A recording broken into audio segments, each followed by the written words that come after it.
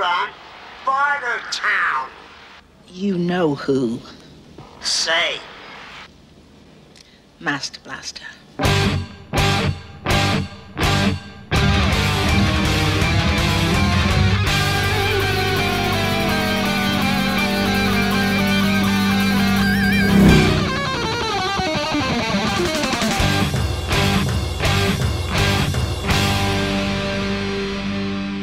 To the Mad Max Minute, where we try to find out who really runs Bartertown by watching Mad Max Beyond Thunderdome 1 minute at a time. I'm Rick. And I'm Julia. And today we're talking about minute 22, which begins with Master asking his most recognizable inquiry, and it ends with the power coming back to Bartertown. Here to help us answer the big questions in life is George Hendricks from the Mogwai Minute. Hello, hello. Hey, George. And I'm pretty sure that we find out in this minute who exactly does run Bartertown. It's pretty convenient.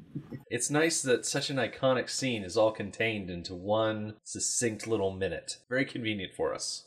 Who would have known? Yeah, for once it worked out. Yep. Yeah. We're not cutting off a punchline to a different minute.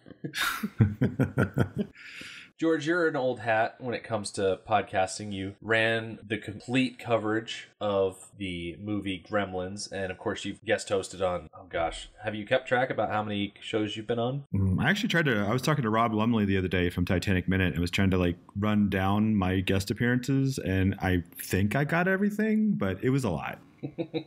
If there is a bingo card of guest hosts to have on a Movie by Minute podcast, you're definitely somewhere on that card. So I'll go grab my dabber off of the bookshelf and make sure I fill that in. I don't think I've got bingo yet, but we'll get there. Yeah, I'm pretty sure someone else is a lot closer to getting it, but that's beside the point. The first thing we see this minute is Max standing by as Blapster has just finished turning down the power, and we get a nice close-up on Master as he's speaking into the intercom, and he utters that world-famous line, "Who run Bartertown? We waste zero time in getting to the meat and potatoes of this minute." Yeah, he also doesn't use contractions. Yeah, it's a little frustrating. Or pluralization. So it's just it's just one extra letter. Why not say who runs? I mean, you have say S's and other things. We were talking about that last week, and I think we came to the conclusion that it's just Master talking down to everybody. He just assumes because it's the post-apocalypse that everyone is too dumb to understand. He's a little person, so he feels like he needs to use baby talk. Exactly. You think it's who run Bartertown? Who run Bartertown? Who run Bartertown? It's too many years hanging out with Blaster. Must be. He's just not used to forming those full sentences, yeah. Personally, I've never been in a situation where someone threatens to take their ball and go home, but I feel like this is the post-apocalyptic equivalent of that. Master has got his feelings hurt because Max was saying a lot of mean things about where he lives, and so he's going to take all of the power and take it away so no one can have any fun. Literally take all of the power. Yeah. I've done that. Really? Yeah. You shut down an entire civilization just because you didn't like what someone had to say? Yes, I did. I wow, have a intense. memory of, I must have been Take note, listeners. 6, 7, or 8. We were playing with dolls in our driveway. The whole, other neighborhood kids were in our driveway. We were playing with dolls. And they wouldn't play the way I wanted to play, so I sent them home. You sent them home? I said, get out of my driveway. We're not playing dolls anymore. Did you ask them who run Driveway Town? If only I had, I would give anything to have said that. Run Driveway Town. And then they're like, you run Driveway Town. Louder. We'll get to that. And I have a distinct memory of staying in the driveway playing with my dolls by myself. Wow. That's some shade right there. It's watch me brush my Barbie hair. Wow. Yes. I did not know that about you. I can't you learn something new what about your was spouse so all the wrong. time. Gosh. I'm speechless, actually. We've been married nearly 10 years, and I'm just now hearing this. Wow. Mm-hmm. Well, apparently you play with the dolls the right way and have never had to see her full wrath. I guess so. Yeah. Well, we're not a doll house, you know. Welcome to the dollhouse. I guess so. George, have you ever deprived other people of your company and playthings out of a fit of rage? I mean, I think I was pretty generally open and accepting with my dolls back in the day. You're a better man than I. There's been a few times in recording I've wanted to shut down my podcast and take my mic and go home, but that's a different thing altogether. I think Rick can sympathize with that, too. Look, I'm out. I'm going to go do something else. I refuse to comment further on that. because despite my personal feelings at the time, a finished product was produced, and that's the important That's always the case. Like, no matter how it seems at the time, you always end up with something at the end, so... Right, because if you quit the podcast, you're just going to have to re-record the episode later. Mm-hmm. Pretty much. In this situation, Master is seizing a lot of, well, I'm just going to keep saying power, because as much of a pun and play on words it is actually the case. It's a little on the nose there, Rick, but whatever. But it seems that Auntie's strategy for controlling Bartertown are jaunty little sayings and things that are easy to chant. And as great of an idea as that is, I kind of feel like there's not really a jaunty chant that can control Master. He seems to just be completely dismissing of any of those. I don't even know what to call them. They're not rhymes. They're not limericks. They're just little slogans. Yeah. Yeah, they're almost like commandments. Like jingles. The 10 Commandments are boiled down to jaunty little phrases. Yeah. To make them simple, so everybody knows they shouldn't kill people and they shouldn't steal things, and so you shouldn't break a deal or you face the wheel. Or end up in the Thunderdome. Yeah. Let's see. What kind of goes with embargo? It's like... Escargot? If your way things don't go, you may not embargo, or something like that. That's a bit of a Yoda thing. Yeah. A little. I might be straying into a different movie series, but yeah, I think that's one of the main reasons that Aunty wants to, for lack of a better term, humble Master, because there's no little catchphrase, no little slogan that she can pull on his leash with. Right, she's having trouble controlling him. Yeah, and he's also probably got the market cornered with who run Bartertown. I mean, that's pretty much...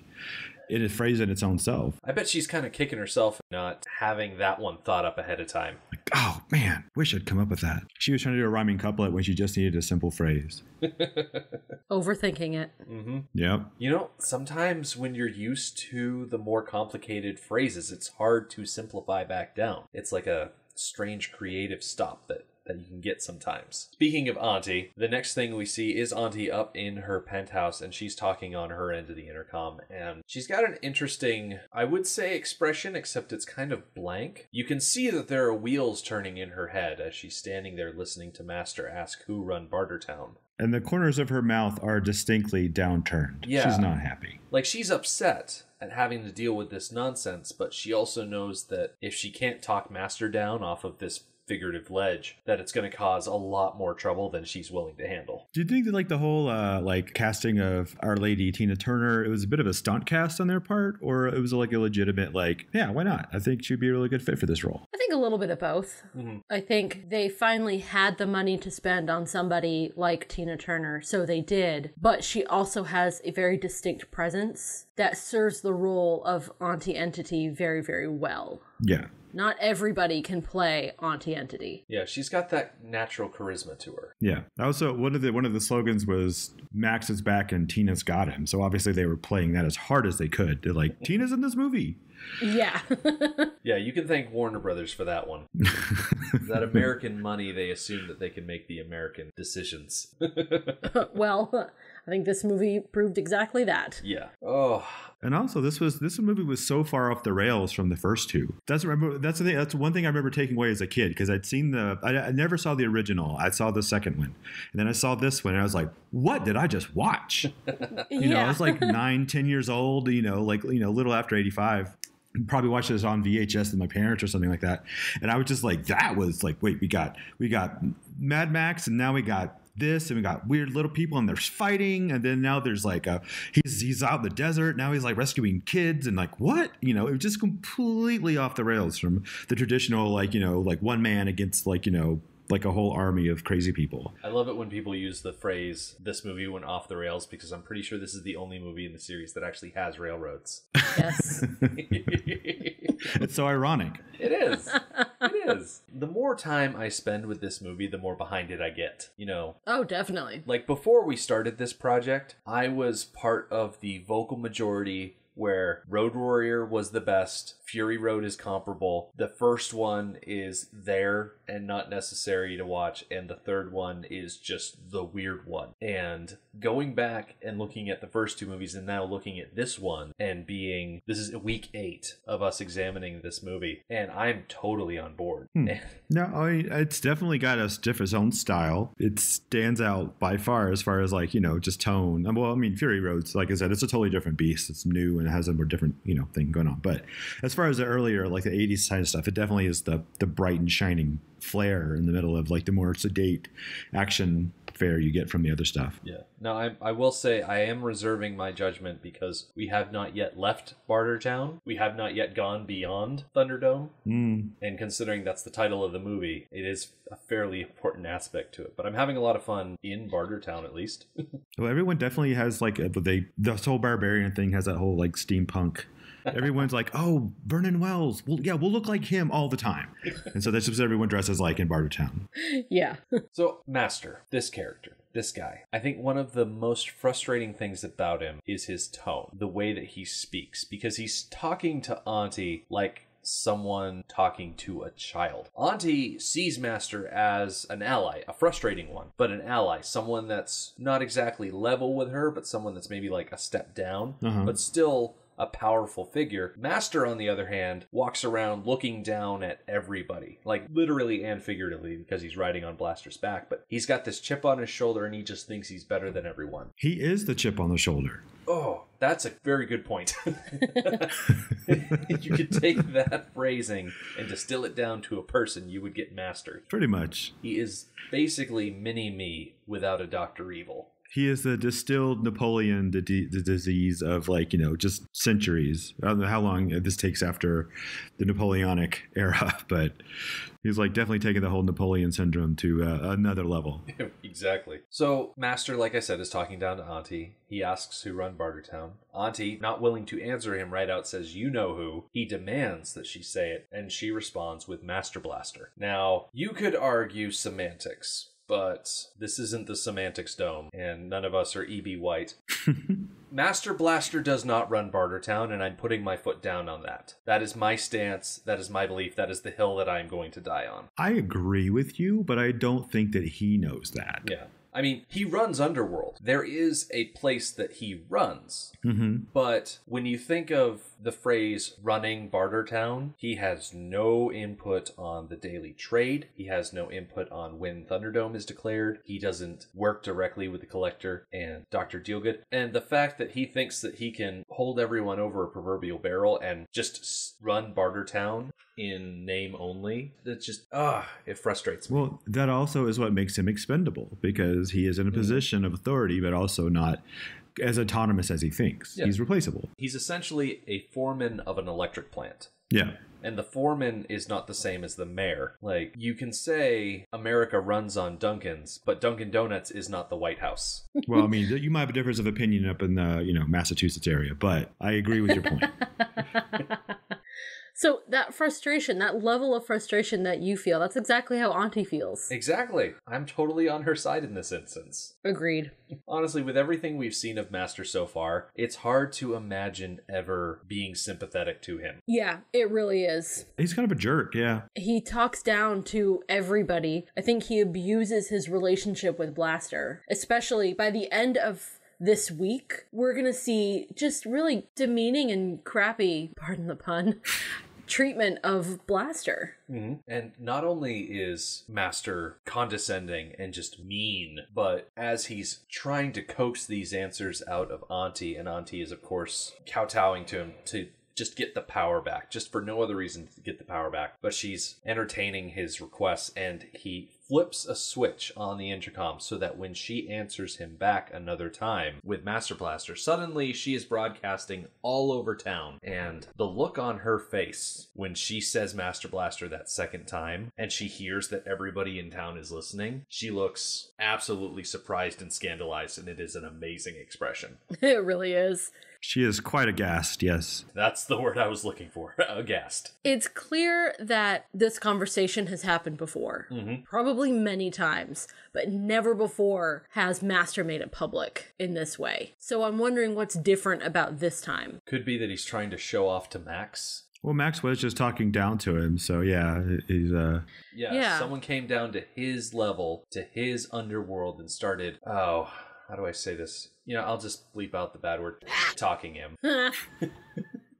He wasn't going to stand for it. Throwing his weight around. Yeah. So not only does he have to embarrass Aunty, but he has to embarrass her in front of the entire town. And after Aunty realizes that the PA system is working, we cut outside, and there are so many people just standing around in the streets of Bartertown. Yeah, don't they have jobs? Exactly. Maybe it's the Go fact do that something. the PA Dang. doesn't usually turn on. Like, this is a special thing that the PA system is working. But they're just literally standing around, staring up at the loudspeakers. And yeah, shouldn't they be moving around and doing stuff? Well, the power has already gone out. It's only been probably less than a minute, but the power has already gone out.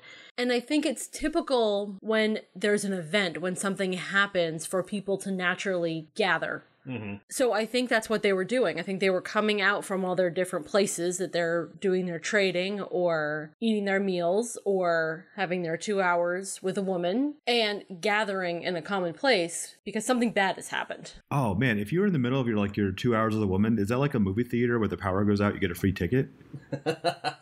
Why do you need power during your 2 hours with a woman? Well, I'm just mean because they had to stop and go out and see what was going on. Maybe they have one of those little stop clocks. Also, question, if Master Blaster shuts the power down, how does the intercom still work? You know, I had that same question. And it kind of tells me that Master specifically had the PA system wired to a different circuit. That's pretty petty. He went through all that work, all that effort, well, just so he could still have the PA system. That's like taking your dolls and going home.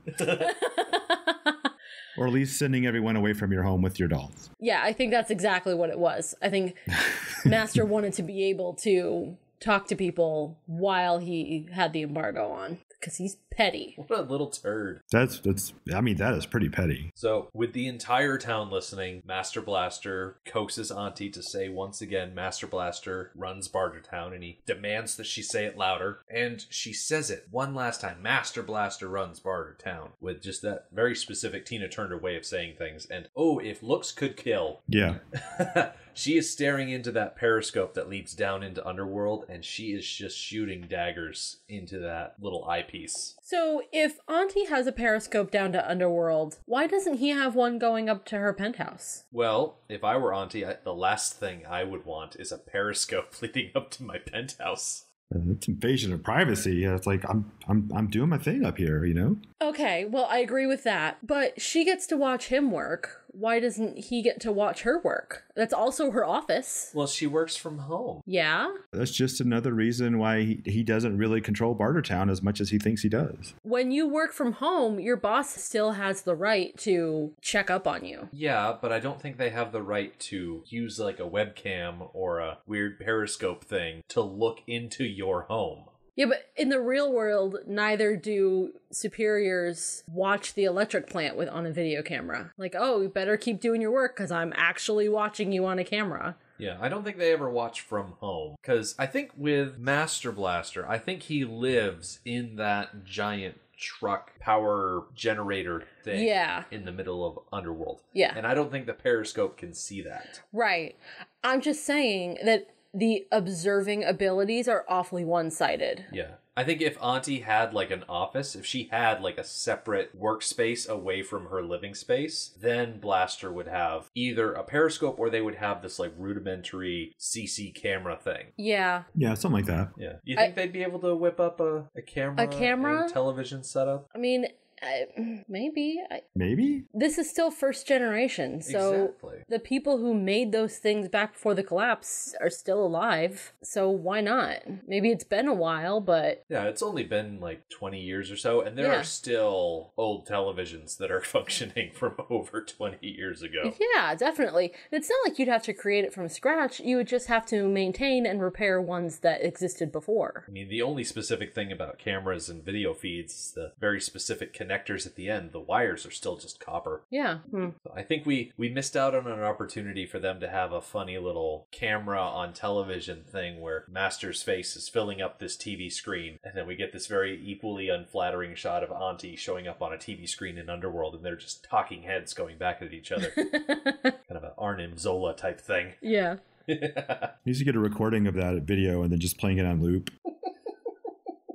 Oh. Just her saying, "Who like Master Blaster runs Bartertown." Master Blaster is the exact type of person that would find an old VCR and just hit record on that tape and then just play it on loop in Underworld to make it just that much more of a torturous experience. He's such a troll. Oh, he is. You could even say he kind of lives underneath a bridge.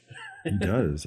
He just needs a trilby instead of the other hat, and like be a weird advocate for men's rights. And then he would be like the total internet package. Mm-hmm. Yeah. He's so close.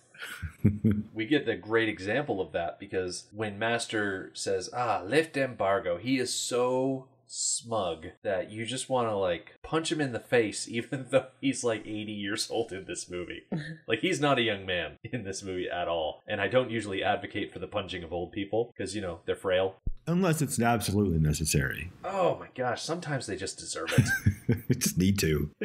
Like, I try not to listen. I have a moral code. I'm trying not to, but I'm just going to have to punch you, old guy. The trouble is, in Bartertown, they have the Thunderdome, and you can't just haul off and fight someone, because then the guards are going to intervene, and there's going to be a lot of shouting, and everyone in the square is going to see it. I mean, granted, it does result in a pretty good show, but... But in the end, one of you is going to die. Yeah. So your desire just to punch a guy in the face is going to turn into somebody dying, and that somebody could be you. That's a high price for wanting to punch someone in the face. You just have to know that when you haul off and punch somebody, that you can take them in a fight. Yeah. I mean, you just got to be careful. It's an interesting setup that Aunty has arranged. Yeah. For this place. So you're going to end up walking around Bartertown, like, judging everybody you see. Could I beat that guy at Thunderdome? Could I beat that guy at Thunderdome? Who can I pick on and still keep my life in Thunderdome? And who should I not mess with? Because I could die. It definitely forces the hand of social evolution, that's for sure. Yeah, it's not a perfect system. There are flaws and there are exploitable aspects to it, to be sure. But, they're trying their best. They're making a go at it and seeing how that turns out. So Master, like I said, declares lift embargo, and Max watches Blaster turn the valve on the generator and all the lights come back up. And we go from Underworld up to the entry tunnel where the collector sits. And as the lights come up, we can see that Iron Bar and the other guards have formed more or less a human wall to make sure that people aren't sneaking past the collector into Bartertown. It's very smart. I think they handled it very well. Mm-hmm. I'm sure they've had power outage drills. As the lights come back on, there doesn't seem to be a lot of chaos. Yeah. Yeah, I'm sure they have a plan and do this kind of all the time. Yeah, because there's no free rides. You can't slip into Bartertown if you've got nothing to trade. Like, they're very exclusive. It's like a club. Not that I've ever been to a club. I just kind of assume. You never been to a club? Nope. Interesting. They're not my thing. I've been to a few with other people, but they're fine. But, this is definitely a different level, much higher level of exclusivity. Yeah, I doubt there are many clubs out there that require you to show up with rabbit skins just in order to get through the door. I mean, I think they just take cash. Probably in New York, maybe, but... Like, you got all your teeth? All right, you can go in. I imagine that there are probably people watching Bartertown, just keeping an eye on it, because if things do start to go down, like, if there's no power, then the guards in the tunnel are at a disadvantage. And if you want to, aggress against Bartertown when the power is out, is a good time to do it. Well, then they'd probably be best served by sneaking somebody in through that back tunnel right into Underworld and sabotaging the plant. Yeah. But I mean, aside from monkeys, how many people know about that back entrance? That's kind of like the kids found it awfully easy. Well, they're children. They're nosy and they get into places. If you have one thing you don't want a kid to find, just put it anywhere. They'll find it. Yeah. Yeah. I kind of see that tunnel that goes into Underworld kind of like the secret mountain pass in 300. Like, the Hunchback knew about it, and he told Xerxes about it, and then the 300 got flanked. Like, if someone really wanted to get into Bartertown, they could just find someone who's disgruntled enough to let them in. True that. But the problem is that the people who are disgruntled enough are in chains in Underworld. Exactly. They're not getting out, except, when Thunderdome's been declared. Like we said, it's not a perfect system. It's not, but up till now, it's been working fine. More More or less. Yeah. I mean, they don't have complete infrastructure yet, but they're slowly working on it. I think Aunty just needs to diversify her power sources. Like right now, they're leaning very heavily on methane, and it's like, okay, maybe if we send out some people and find some other scientists, diversify our options. Take some of the power away from Master that way. Or, you know, you just hire a road warrior to kill Blaster. You know, see how that goes for you. Yeah. That's how you get your stuff back. And your camels. Oh, spoiler. And we're going to see how that last plan plays out as we keep talking about this week. We're going to put a pin in the movie for now, so that way we can keep talking about it on Wednesday. And in the meantime, George, if people wanted to find more of your stuff on the internet, what's the best place they should go to? Well, you could go check out moviesbyminutes.com, where a plethora of Movie by Minute podcasts are up and available for listening, and I'm on quite a few of those. But my own, which is also on that website, is the Mogwai Minute, and you can find us on pretty much anywhere you want to type that into the internet. It'll pop up, and that'll be us. If you type in the Mogwai Minute, we show up above the band Mogwai from Scotland. So, I mean, we have pretty decent placement on Google Analytics. Very cool. But if you just type in Mogwai, it will be the band for about 5 hits, and then we'll show up. Nice.